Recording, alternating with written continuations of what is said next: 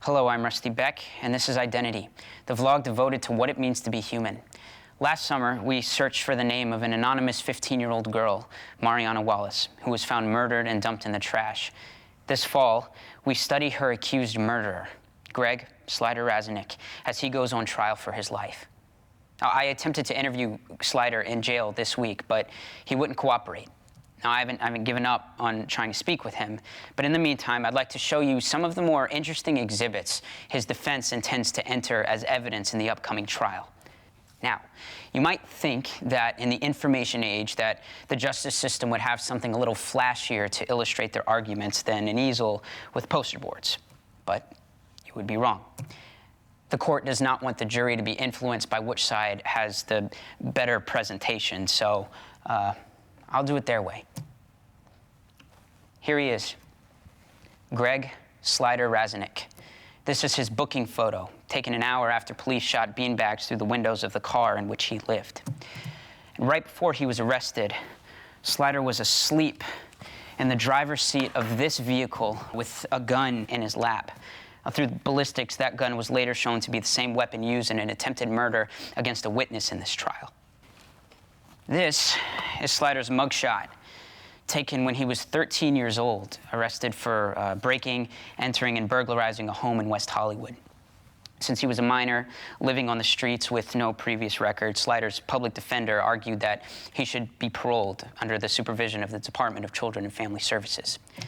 And here, Slider is again, 6 weeks later.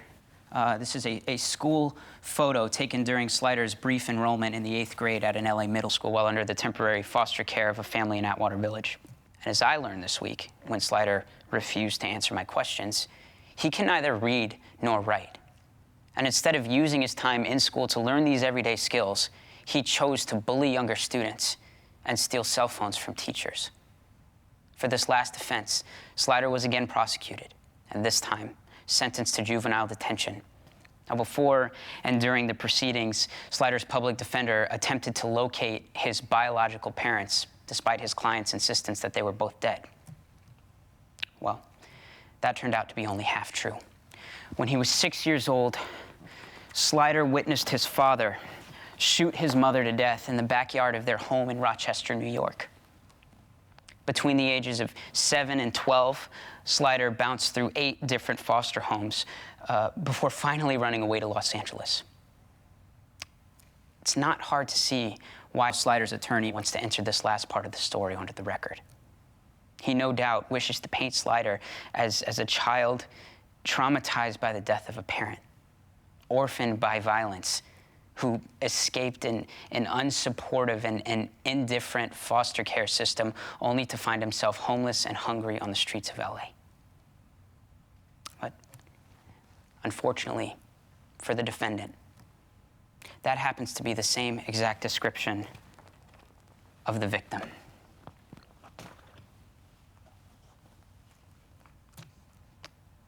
Join me next week as I make another attempt at a personal interview with Greg Slider Razanik as we continue to explore the other side of the coin.